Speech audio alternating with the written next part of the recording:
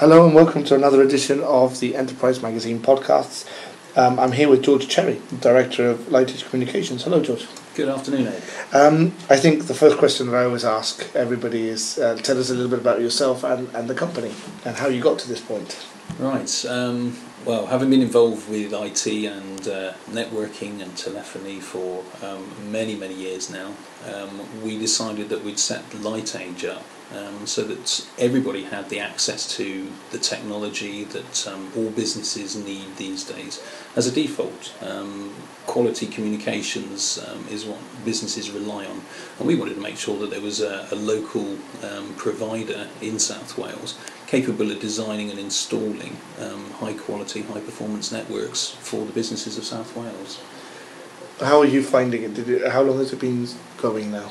I worked for a previous company in South Wales doing pretty much the same thing as we do now, but we wanted to make sure that we could offer more, so we set Lightage up about 5 years ago now, and have gone from strength to strength, expanding our offer of services, but also taking on board all the experience we've had over the many years to be able to make sure that people we do provide our services to can make sure their investment is done absolutely spot on and effectively get their IT right first time.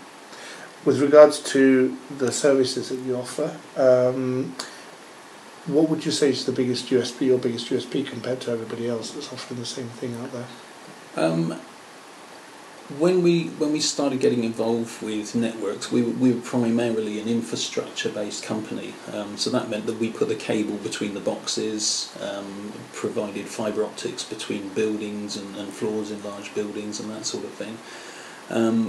But as the technology's moved on, as the demands of business have moved on, we find ourselves now involved in all aspects of communication, and also the other services that bolt into networks. So, for example, CCTV runs over networks these days, telephony is all part of the network services. So we have to make sure that the network infrastructures we're providing will support all these additional services as well. And that's probably the biggest challenge, is to stay on top of all those technologies, but to make sure that we are expert enough in all of the areas to provide a complete umbrella service to all of our customers. So they come to us for absolutely everything. Or a part of something which they want us to assist with. As an expert in the field, how long do you think that you have to, or how often are you having to go back to the new technology and learn the new technology? Because it's an area that develops very quickly, I would imagine. Learning new technology is just an ongoing thing. As something new comes along, we get invited to go and look at it by the manufacturers. We obviously have the retailers and wholesalers that are still trying to find outlets for their products, and we have to sift through the maze of gadgets, if you like, versus the technology that businesses find they actually want to use, and that are appropriate for business as well. Just because a box has got some more lights on it or does something extra may not necessarily be appropriate for all businesses.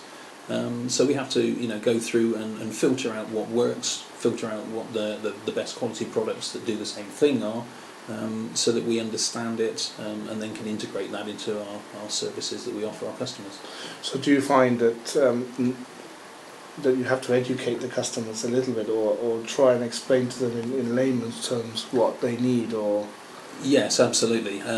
It's one of those things, we deal with all kinds of people, and they have such a varying level of understanding on a technical basis. Some people are very technical and we can go and talk to them with all the jargon, etc. But other people don't want to hear any of the jargon, wouldn't understand it, and so we spend a lot of time explaining in very simple terms what it is that we're discussing, how it can benefit the business, and explain in some cases how in fact the technology works. With that kind of information, our customers are then in a position to actually make the decision for themselves as to whether it's appropriate for their business. So we like to think that we'll help educate our customers so that they can make an informed decision to purchase from us, rather than us spend time trying to sell. So I think we're educators rather than salespeople. I think that shows a clear advantage. People sometimes don't want to be felt like they're being sold to. They'd rather be told the facts, and then they can make the decision. Absolutely, absolutely. With regards to the future of Lightage, where do you see yourselves in, say, a couple of years and in 5 years' time?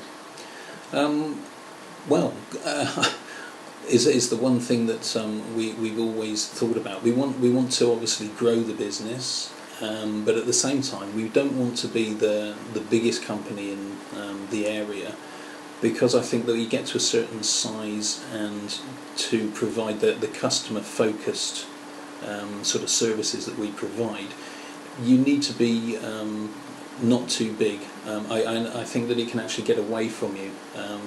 You start becoming just somebody who ends up shifting boxes, or spends all their time looking at the bottom line, rather than actually going and understanding what it is the customers need, and tailoring the services accordingly.